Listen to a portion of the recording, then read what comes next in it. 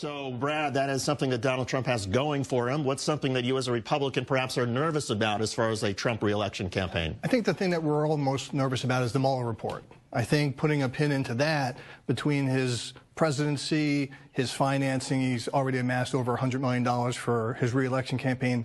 I don't think there's anybody who can really amass a strong enough campaign against him unless there's an impeachment or a criminal process that comes following the Mueller report, which we may have in a week or two. And if there is a Mueller report, does that rally the Republican troops to somehow help President Trump and say, okay, forget whatever Robert Mueller and his team have come up with. This is our president. We're going to defend him. It should. I mean, it's in their self-interest to preserve their party, whether it's they're planning to run against him and they decide not to and to support him.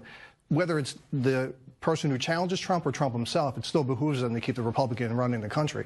Brad, is there, when you go through the list of potential Democratic candidates, Beto O'Rourke, Joe Biden, Bernie Sanders, Elizabeth Warren, Kamala Harris, which are the ones that Republicans are nervous about or potentially nervous about as far as a threat to Donald Trump? I think Harris probably more so, as we were discussing beforehand, just because California is the easy vote for that part. But I think there's going to be so many people throwing their hats in that I think it's almost like putting a thimble into the ocean. There's just going to be too many names to choose from.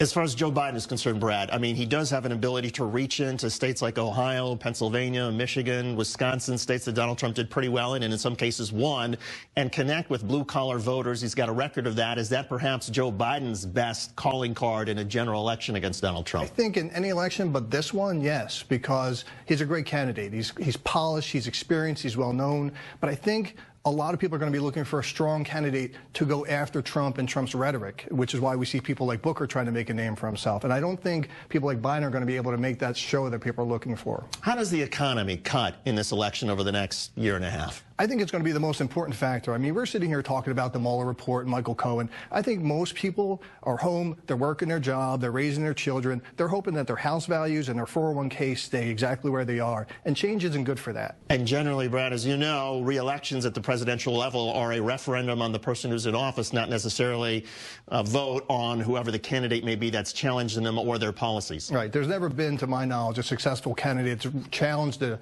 president, a standing president, and either took the candidacy or took the election. So everybody who's challenged the incumbent has lost, but then every president that ran after a strong challenge also lost. So it's up in the air to that extent. Brad, you get the last word. I think that there's been so much rhetoric on both sides of this debate that until Mueller comes down and says yes or no, collusion or not, criminal or not, it's going to stay the same way. Brad Micklin, Republican strategist, Ellie Jacobs, Democratic strategist. Great conversation. Thank you both for being here. We appreciate it.